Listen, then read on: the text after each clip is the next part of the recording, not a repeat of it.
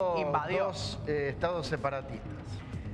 Para charlar y conversar y que nos cuente también y tener su mirada política, lo tenemos en contacto en la mañana del CEA, Marcelo Taborda, analista internacional, que ya está con nosotros. ¿Cómo le va, Marcelo? Emanuel, Cintia y Germán desde la mañana del CEA le saludan. ¿Qué tal? ¿Cómo les va? Buenos días. ¿Cómo están ustedes? Buen día. Bueno, Marcelo, primer punto, su opinión sobre esta invasión de Rusia hacia Ucrania. Ya lo veníamos conversando con Germán y nos parecía muy interesante tener su punto de vista. Bueno, primero digamos que en todo caso se trató de una operación militar anunciada, o por lo menos desde el lado occidental se venía preanunciando que el gobierno de Vladimir Putin, el gobierno ruso, estaba preparando este movimiento de tropas. Aquí hay que hacer alguna salvedad con respecto a la terminología, porque depende también de dónde provenga la información.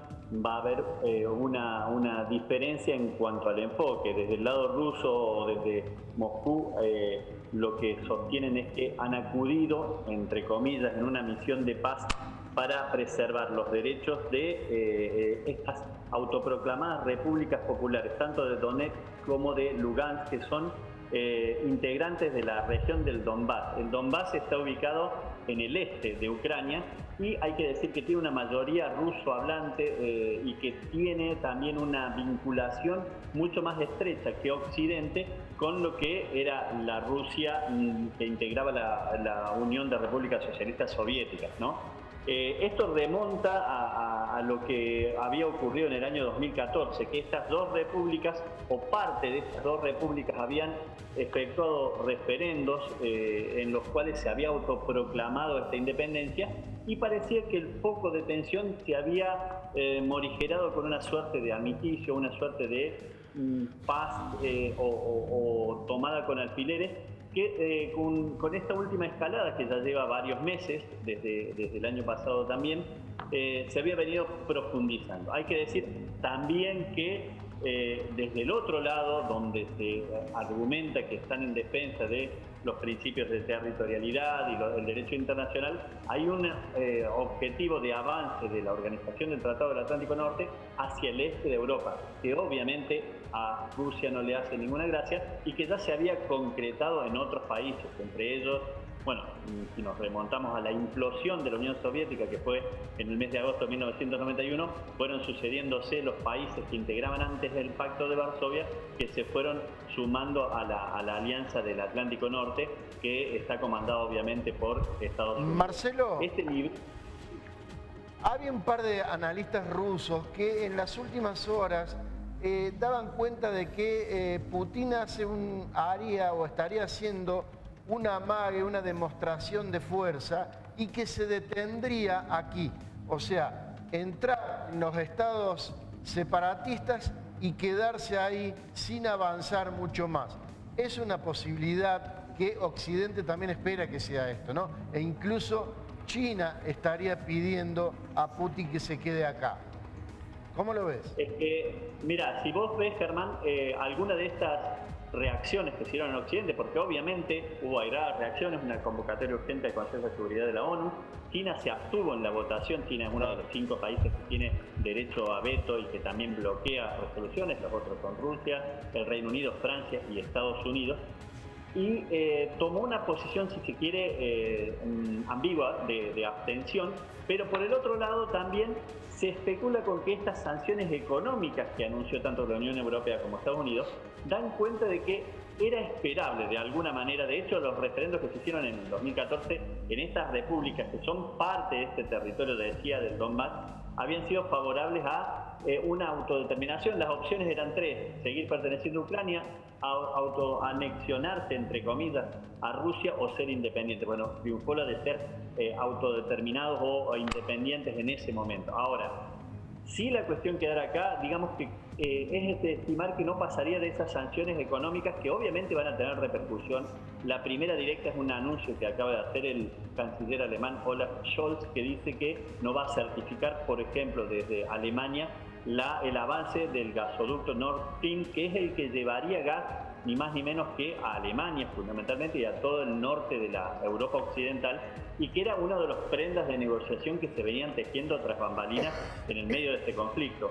Rusia abastece, es el principal abastecedor de gas del continente europeo, y esto no se puede soslayar en un momento de crisis humanitaria o crisis sanitaria, pero además sumado por una crisis económica creciente de inflación, y donde la energía, el costo de la energía en toda Europa ha ido subiendo casi exponencialmente. Bueno, una primera reacción. Ahora, volviendo a tu pregunta, si se va a quedar ahí, aparentemente hay analistas que dicen que esto estaba ya dentro de las posibilidades y que todo lo demás de declaraciones altisonantes son parte de una guerra psicológica. En algún momento ayer, cuando Putin da la orden o habla de reconocer estas dos repúblicas y se habla de que había dado la orden de movilizar las tropas, muchos pensaron arrasa con Kiev, como se viene también preanunciando de que en cuestión de horas el ejército ruso podría avanzar y arrasar con Kiev, provocando miles de muertes. La verdad es que esta situación no se ha dado y no parece en un horizonte cercano. Me parece que hay mucha tela para cortar todavía, y habrá que ver todavía cómo se mueven estas piezas del tablero internacional, que repito, acá no hay peces pequeños, digamos, en esta disputa. Estamos hablando de países que además, con el mismo argumento, uno lo podría retrotraer casi 20 años atrás, el mismo argumento usó, por ejemplo, Estados Unidos para la ocupación o la invasión a Irak en su momento, la defensa de sus propios intereses, la forma de contrarrestar el terrorismo. Bueno, en este caso es más cercano. ¿Por qué? Porque Rusia los tiene casi en la frontera, y al avanzar sobre estas repúblicas que están al este, más cercanas de su propio territorio, es como que estaría corriendo un poco la muralla con la cual quiere alejar o mantener distante a las tropas o a las fuerzas de la OTAN o del Estados Unidos, si lo queremos llamar más concretamente. Claro, Marcelo, porque se mezclan tanto las situaciones. Vos hablabas de la parte económica, que China, por ejemplo, tiene 30.000 hectáreas en Ucrania que han comprado para proveerse de alimentos, porque es un gran país productor. O sea que también no solo están los intereses de la OTAN y de Rusia, sino están los intereses económicos de China en el medio, ¿no? Y diría del mundo entero, porque, bueno, Rusia y Ucrania son abastecedores de trigo, entre otras cosas. Hoy escuchaba colegas que hablaban de que esto podría incrementar el precio de las commodities en esa Rusia. Ahora están aumentando fuertemente. Y al mismo tiempo la suba de lo que tiene que ver con los combustibles, la energía, el petróleo, por esta situación de inestabilidad. Si a eso le sumamos también que, si tuviéramos en cuenta, nos despojáramos de toda esta situación y avanzáramos sobre el presente del mundo, de pandemia, post-pandemia, o ya no sabemos cómo llamarle, en estos casi 6 millones de muertos que ha provocado el COVID-19, casi la cuarta parte la tienen 3 países que están involucrados de lleno en este conflicto, que son Estados Unidos, que está a punto de llegar, si es que no ha llegado, según otros recuentos, ya llegó al 1.000.000 de muertos, Rusia, que supera los 350.000, y Ucrania, que supera los 120.000. Es decir, la cuarta parte de los muertos en el mundo por COVID-19 la tienen estos países.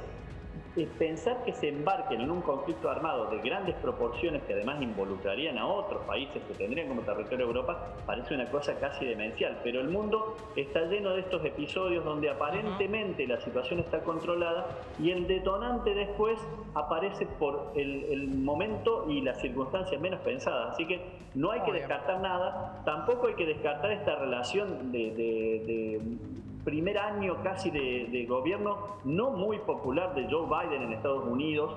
No quiero con esto decir que se busque una excusa de entrar en una conflagración bélica para producir una adhesión masiva de la población, pero muchas veces, tanto Estados Unidos como, bueno, lo vimos acá en las Malvinas también, se utilizan estos conflictos bélicos para tratar de recuperar ese fervor patriótico. Putin, de hecho, está en este momento en la situación en la que está en el Kremlin, gracias a que le dio a los rusos una suerte de revancha después de la caída de la Unión Soviética, donde Rusia fue muy vilipendiada desde Occidente también, y todo lo que se produjo después de ese desmembramiento de la Unión Soviética, y recuperó cierto fervor patriótico y lo volvió a instalar dentro del tablero internacional como una pieza de fuste. Y eso mucho lo valoran algunos rusos también, que por nostalgia o por adhesión vieron cómo de alguna manera su país recuperaba esa preponderancia en el concierto internacional, ¿no?